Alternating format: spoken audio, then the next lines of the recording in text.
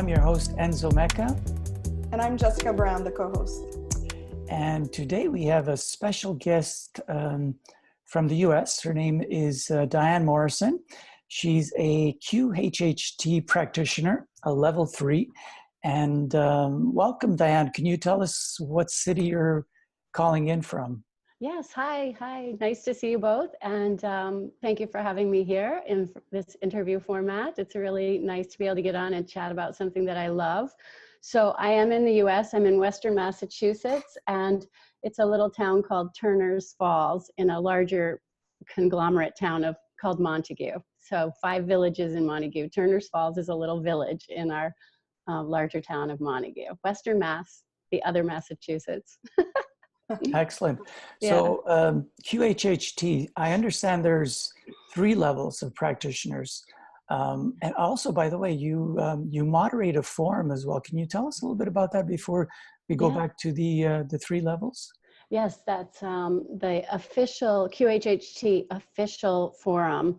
And it is a service, we could say, a forum to allow practitioners to come on and ask questions and share their stories and help them to have a support format for continuing their education, their growth. And sometimes you just have those days where you're not sure what happened in a session, and you have other seasoned practitioners there from all around the world who will join in and help out, and the moderators just guide the discussions and make sure it's all really lovely and kind and compassionate and supportive. So I'm one of 3 official moderators on the forum. And it's Excellent. a great place, yeah. So this is a place for both curious people that know nothing about QHHT and practitioners? Actually, the official forum is only for practitioners, Oh, okay. For people who have completed level 1, minimally level 1. And then they can come on and they can get their support and feedback, and just, other people can share their experience to say, oh, I had that happen once, and this is how I worked through it. And we also actually, I should say this because this is one of the main reasons we started the QHHT official forum, was because the moderators that I work with are here on the forum to provide guidelines for following and practicing QHHT exactly like Dolores taught it. So there's a purity that we're trying to preserve and honor in the forum that we're a part of. Before we move on a bit more, can we just explain, in case someone doesn't know, what is QHHT? And right. Yes, I'd love to. Good. Yeah, it's my favorite thing. Can you tell? I'm just all, this is how it happens. Well, I'm just so excited for this interview as well, because I had a session a few years ago, and it was extraordinary. It was mind-blowing. It was transformative. So I can't wait to be able to share this with everyone watching. Exciting. How QHHT can help them and all that. So please tell us, what is it? Right. Well, it's hard to say QHHT sometimes, but it stands for Quantum Healing Hypnosis Technique. That is the technique that Dolores Cannon developed in her over 45 plus years of research and development. We'll say she created the technique to be simple so she could teach it to other people. And now we are sort of very fortunate to be able to inherit her body of work, her life work. She basically passed it over to us, and we are so glad. So it is a method where you help people to relax down, as you know, into a deep state of relaxation, and it's called theta brainwave state. And when people are in that deep state of relaxation, they are able to access their inner knowingness and their inner healing potential, which is infinite. And that may sound a little extreme, but it is true. And people can take that and integrate that at the rate and pace that's best for them. But we do have the source of all knowing within us. Yes. Everyone does. Yes. It's part of being human. It's a wonderful quality and capability that we have to tune inward and reach that very profound state where there are answers for our questions and there is infinite healing ability. And when people are in a session, We call that part the subconscious because Dolores needed a name to call it. And she said, please don't confuse it with the psychological terms. It really is the collective of higher energies that work with us when we're in the body. So she said subconscious because she needed a name basically. Okay. But we're accessing that part to help guide us in our life and make decisions and stay on a path that we kind of wanted to stay on before we came into this life anyway. Yeah. Right. So let's talk about the 3 levels, if okay. I may. What are the difference between them? And also, 2-part question. Are there any other levels beyond 1, 2, and 3? Maybe not levels, but let's just say continued learning, let's put it that way. Right. Okay. Good question. Level 1 is where students learn either online or in a live class everything they need to know about quantum healing hypnosis technique. A level 1 practitioner knows how to do everything that Dolores did. The difference is that if the person is a level 1 practitioner and they want to learn more, they want to really focus on this as sort of a life work, and they want to get better and better at it, they then may be interested in taking the level 2 class, which helps people to really refine their skills, hone their voice quality to help the client even better, and also learn other little techniques that may enhance their practice and help them feel more comfortable with the process and help more people to relax into that deep state. So it's a choice whether people want to continue. I personally, it wasn't a choice for me. I was going wherever I needed to go to stay on track with this and to keep getting better and better. That's sort of who I am as a person. So I encourage people to, you know, follow their heart. If it feels right to you, go for the training. So level 2, they've had more experience, more teaching, more education, more practice time with mentors and teachers and other students. So they really do get very practical, and maybe we could call it theoretical, but it sort of doesn't sound right with QHHT, but they get it's like, really? It's so wonderfully large that it's hard to say practical and QHHT in the same sentence, but they do get the practical guidance and the experiential time with each other. They put each other under and then they come back and they get feedback. So that's level 2, little extra honing, refinement.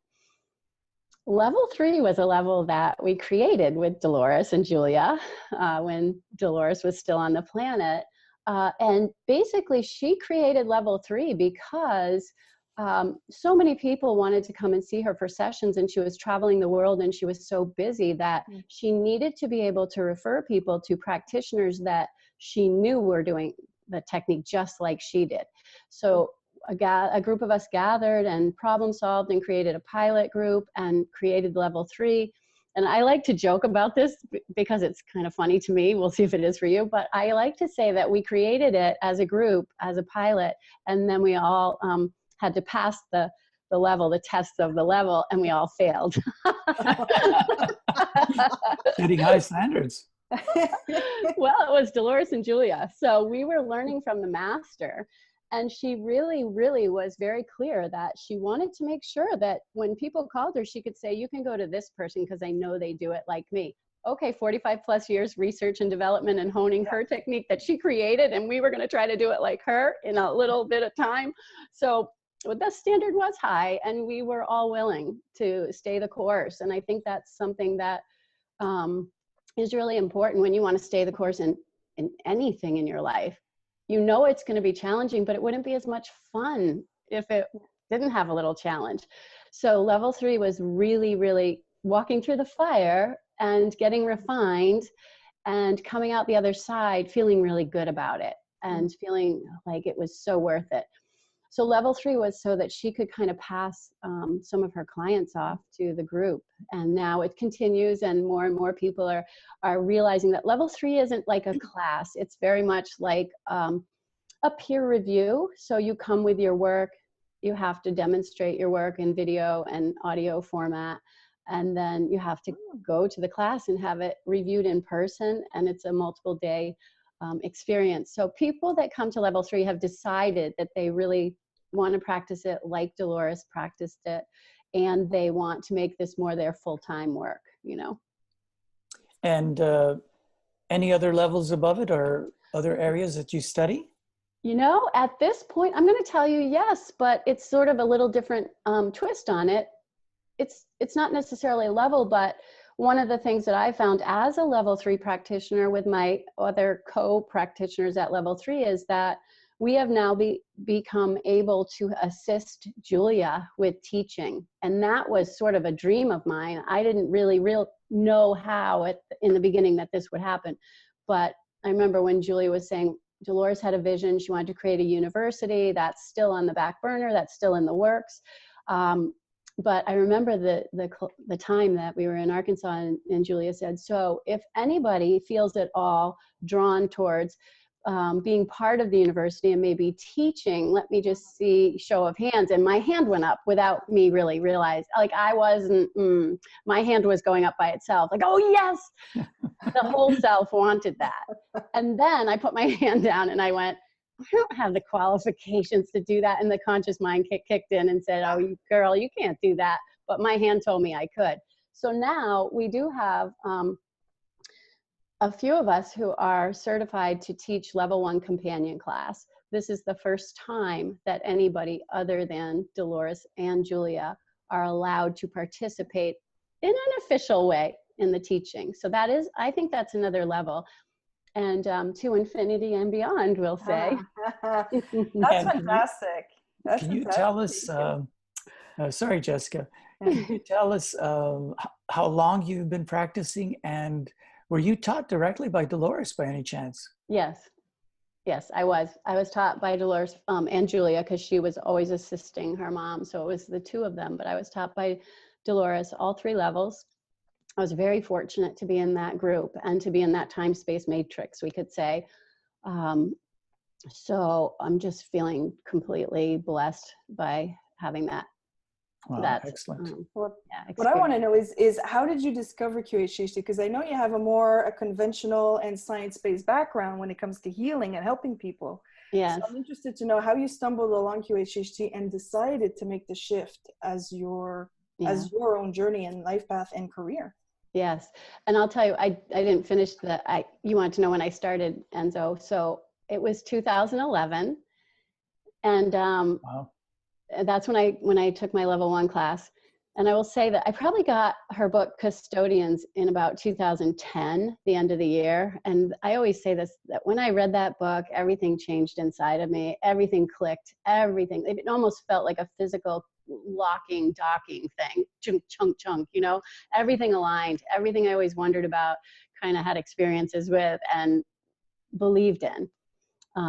All came into alignment, and I read the book and I just said, okay, I need a session.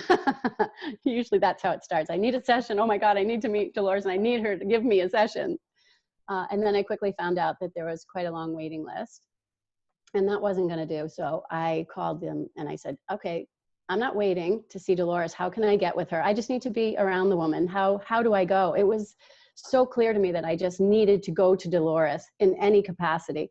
And they said, well, she's having a class. You could come and take the class. And I said, okay, sign me up. So I went. I didn't know what the rest of this was going to be about. I didn't know what my path was going to be about. I just knew I had to go, and I went, and now I'm here. And so see how I like surprises?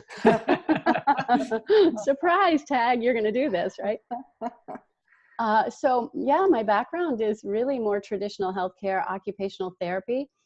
And I'm going to say, I'll probably wrap myself out here, that I was always looking for Dolores, but I found occupational therapy first. I was always aware that we were whole beings, and that we needed to be practicing whole body health and wellness and communion with all our parts. Body, mind, spirit is how I'll say it for simplicity. I always knew that we needed to be addressing all of it. And occupational therapy was a profession that I found through crisis, a time of crisis in my life. And those are crossroads, as we know. Sometimes the darkest days can be the brightest days if we understand how to use the information and are fortunate enough to have support along the way. So in a time of a very challenging time in my life, I found occupational therapy, And I'm going to say this because I feel like it's time to be weird out loud. And we're used to it. Don't worry about it. So I'm going to say it was the first time in my life that I really heard that inner voice out loud saying to me, helping people help themselves, and knowing that was what my path was. And before that happened, I was so confused about, what do I do here? What do I do with my life? I had no idea. I had all these things I liked, but those weren't avenues that were open. I was very artistic and creative, and I liked sewing and drawing and art. I just loved art, but that path was shut down. No, you're not going to be an artist. You won't make any money, that kind of thing, right? Okay, so my life went a little bit in a circle, and I found occupational therapy, and it was very much, it satisfied my right brain attributes and yearnings, because at the time it was much more creative. We help people help themselves through activities, and often it involved art and tangible projects and creations. So I really did find what I needed at that time, but I always knew there was more. And as I stayed in the traditional healthcare field, as things have evolved over the past decade or so, I saw things going so left brain is fine. But for me, it was starting to become more narrow. The focus was becoming more scientific, and I knew the magic was in the emotional, spiritual, and it wasn't being addressed as well. And insurance companies required things to be a certain way. So the whole field to me felt like it changed and became a little stifling. So I was thinking about expanding outward, you could say, into natural healing techniques. Right before this happened, in fact, I took Reiki level 1 week before I went to quantum healing level 1. So it was an interesting week of clearing, to say the least. That must have been very powerful. Must have knocked you right out. It really was, and that's all we need to say about that. I love that you say you wanted to help people help themselves. Yes. Because sometimes with people, like healers and people who want to help in the healthcare, whether it's conventional or esoteric or new age, we want to help so much that our ego gets in the way and says, I want to help you. Let me do it for you. Let me give you advice. Let me try to find the answer for you, when really it's from within. So when you do a session, obviously it's to help the person help themselves. They have to discover it from within and connect, like Dolores called it, the subconscious. Yeah. So how do you, as a person who's compassionate and empathic and wants to help, how do you set your ego aside and say, I'm not giving advice, this person will discover it for themselves? How I do that is I listened to Dolores, and I did exactly what she said. Okay. She told us to be objective, and she told us at the end, and when something speaks to you, you do it. And I was so 100% resonating with her teaching and her method, and I'm sure that's why I was so guided to be there. I listened. I did it exactly as I understood she told me to do it. She said, never think it's you that's the healer. We're all healers. We're all self-healers. And she said, never think it's you. She said, understand that you are just the guide. You are just the facilitator for this technique. And the higher self and the client are the ones doing the healing. She said, the minute you think it's you, ego takes over, and it's not going to work. I believed her. I listened to her. I do it exactly like Dolores told me. I feel so excited about that I love to tell you. It's like, I did what she said. I'm like, I'm listening to every word she says. She said, if you do this exactly the way I tell you, you'll get the same results as I get. Are you kidding me? I will? Okay. 19 books and counting. I'm doing it like she did it. You know what I mean? There's no choice there. My choice was just one way. Okay, Dolores, I'll do exactly as you tell me. I have no complaints. That's fantastic. Speaking of the 19 books, I'm curious about something. Basically, the question is, why is a QHHT so popular? Now, on one side, there's the 19 body of books. On the other side is the 3 levels. I'm presuming that in the 3 levels, you really don't teach anything or refer to concepts from the 19 books. I think we embody them as we go. I really do. it's not like we talk about them, but people read the book. So sometimes they come with questions and they may want to, they're so excited about her books too, and about her and finding her, that sometimes they just come in and they just start gushing about, oh my God, I read the book, da, da, da, da, da, and this happened and that happened. Oh my gosh, are you kidding? Have you had a session like that? And you know, you got to let that air off the top first, or you can never focus on the person's life. You know? I love the idea that they would come first by reading the book and then, you know, maybe take a session. I was thinking maybe they would go the other way, but I think that's awesome. It's awesome to go the other way. Well, you both know this, it's no secret, and I'm sure your audience is going to be familiar with this too. We're in a time of amazing expansion of consciousness, and people are finding all of this stuff. Now there's a teacher for every group, for every person. And now, for whatever reason, this is the time for Dolores. People are finding her. She's popping up in their Facebook feeds, or she's popping up in their YouTube videos, and they say, I don't know why, I don't know who this woman is. She just popped up, and then they listen and they come and they go, oh my God, I need a session. And you know, we can relate to that. It's the time for Dolores is how I feel. And years ago, the higher self through clients would say, you know, we'd say, when are we going to get busier? We don't have that many clients. We want more clients. And the higher self was saying through multiple people, we're getting you ready. You're going to be so busy. All of you are going to be so busy. So, you know, it was telling us that we had time to learn and hone our skills, because there would be so many people finding this. And it's Dolores's time to shine, and Julia's too. And I'm very, very excited to be supporting both of them, you know. Yeah, I was listening to Dolores talking on a video that basically saying that her first book, she was talking about her first book, that most publishers wouldn't go near it because they had no idea what past life regression was back then. And she kept at it, I think, for 2 years, resubmitting it. And now today, as you're saying, today we're ready. We're in the middle of it. We're consuming this content that she wrote back then, which is pretty awesome.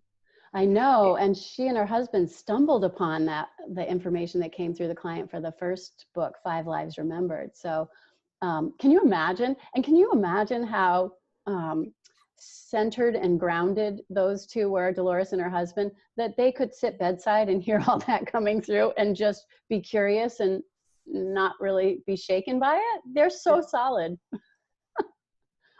I want to talk more about the QHHT also, because, you know, people say, oh, you know, it's hypnotism. I've had that before, you know, to try to quit smoking or whatever. But it's you know, I heard the story how Dolores Cannon came up with the name, and it's because it is so much more than that. I mean, there's healing, there's helping you on your life path. Can we go over a little bit more all the different areas that the QHHT can help you in? Yeah, and actually she used to call it past life regression, and it was her students that said, oh no, this is so much more than that. You have to change the name, and that's how that came about. Yeah, because well, in the beginning of Dolores's work too, I think this is kind of a fun fact to know that she didn't talk to the higher self at first. The people would go into the past lives, and then she would just help them after the session, I think, to understand it and integrate the information. And it wasn't until a little later on that she stumbled upon this aspect of the client that could answer the questions and then could start to do the healing. So that was a later development, just like everything. She kind of stumbled into it, learned about it, and then was able to turn around and teach us how to do it.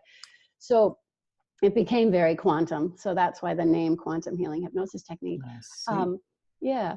So I feel like you wanted more about. Well, no, because it was healing, but on different levels, right? Yes, it could help people with, you know, maybe certain addictions. It could help people heal. It was, you know, starting to help people heal physically. It was starting to help people heal, you know, maybe mentally, emotionally, and to get answers. You know, why am I here? Why am I having this issue? What can I do to move forward or to change tracks and get on the right track? Yeah, it's the deepest part of self, the source within. You know, she said the source of all knowing is inside of you. And that's what she was contacting. So that's theta brainwave state, where that's that dreamy state, you know. And a lot of hypnosis working with habits tends to be in a little lighter state of trance, which we call alpha.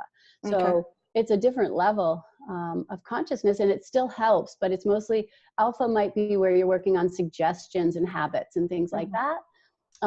And Dolores used to joke, and it's in a lot of her videos, about how a lot of people won't work in theta because they don't really understand it and they don't feel prepared, you know? Okay. But that was then too. Everything's changing. People are getting more comfortable with all of this stuff across the board, I think. Yes. Yeah. I've noticed too with a lot of people, people who, who want to go to QHHT or whatever it may be, I've noticed that some people hesitate, whatever modality they're going to, because they're afraid to be told if they want to know, what their life purpose is or their life path. They're either, I've noticed two things, either they're afraid of being told, well, this is it, you're on the right path and that's how you have to be, nothing's going to change. And they're like, oh, my life is boring, I want it to change. Or they're going to, hear something that, is going to be, yes, you have to change and you have the potential for this and this is your mission. And then they're afraid to hear that. They're afraid to hear either answer, really. So I find that a lot of people hesitate to go to a session because they're afraid of what they're going to hear, because they don't want to face it. They're afraid of change. That is a good point. Although the thing is, they guide the whole session really anyway themselves, which is kind of interesting. And I would say that, we've been trained to be afraid of ourselves, but people come with a list of questions about anything that they want to know about. So they totally guide the session because they have questions that they want to know about. So they can ask whatever they want and they don't have to ask whatever they don't want. Okay. I love it that the client's always in control. And of course, even in hypnosis, they will never say or do anything that they don't want to normally say or do. Mm-hmm. It's always the client that has the control. And so I think that helps people feel better when it's like, I can't make you do anything. I would never make you do anything anyway. I just facilitate you getting the answers that you want. I'm there for the person. I'm not telling them to do anything. If I'm doing it right, I'm not leading them. Right. I'm simply facilitating a session. So they come with the questions, that guides the questions that I ask when they're under. It's really comforting. I think that's what I love about this work. It's comforting, it's nurturing, it's gentle, and the higher self is a state of unconditional love.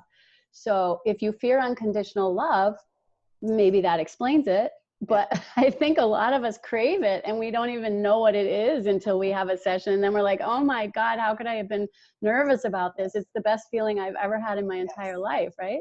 Like we don't have this on earth. Where can we get more of this on earth? No. And I love that you just said that, because that's how I was trying to explain to everyone after I had my session is I felt something so profound, so deep. And I said, I can't explain it to you because we don't have it on earth until you have this session. This emotion or state or whatever does not exist on earth. And so people were kind of trying to figure out what I was trying to say, but there were no words for me to express it because unless you're in that state, we don't hear every day. Even if we meditate 12 hours a day, we just cannot connect to that. And yet after a session, you can connect. And that's why Dolores said only one session, because she wanted people to know what was inside of them and how they could access it through deep relaxation, basically. Yeah. And knowing it was there, you can actually start a dialogue with it yourself after a session. That's why she was really clear. One session, she didn't want people being dependent on a technique or a practitioner. Just know that that's you. That's the core essence of you. And you are always in contact with that. How great is that? So I've heard that people heal themselves by accessing past lives. Could you give us an idea how this is done, Diane? Sure. Well, I'm going to talk about QHHT in the session. Whatever is shown to the person when they're in the part that we do, the past life part, meaning something will be shown. It may be a past life, it may not. It may be anything, symbols, images, colors, anything. But if a past life is shown, it is selected by the person's higher self, the client's higher self. We don't know what's going to happen. We don't know what's going to be shown. But if a past life is selected for them to see, then there is a key in that past life to help the person in this life. Dolores was very clear. Everything that is shown is to help the client to live this life, the one they're in now, more fully. So there's a purpose. The higher self knows it. We don't always know it until the later part of the session. But the past life may have a pattern or an origin of a behavior that was so strong that it carried over to other lives, including this one. So a person may be actually operating on programming or conditioning they received in a very old past life, and they're still operating under it in this life because they didn't clear it, or they didn't learn the lesson. We create everything just to learn, so they didn't learn the lesson, so they keep repeating it, and so this is the life where they're going to learn what that was all about. And they're going to get that information in the session. The other thing is sometimes if they see something that opens their heart, they may release emotion, and that is healing, because we carry around emotion for a lifetime, sometimes not even knowing it. And it's like opening a soda can. They get to release the emotion. Let it out. We become flow state again. Thanks so much. There you have it, everybody. We'll see you soon. Take care.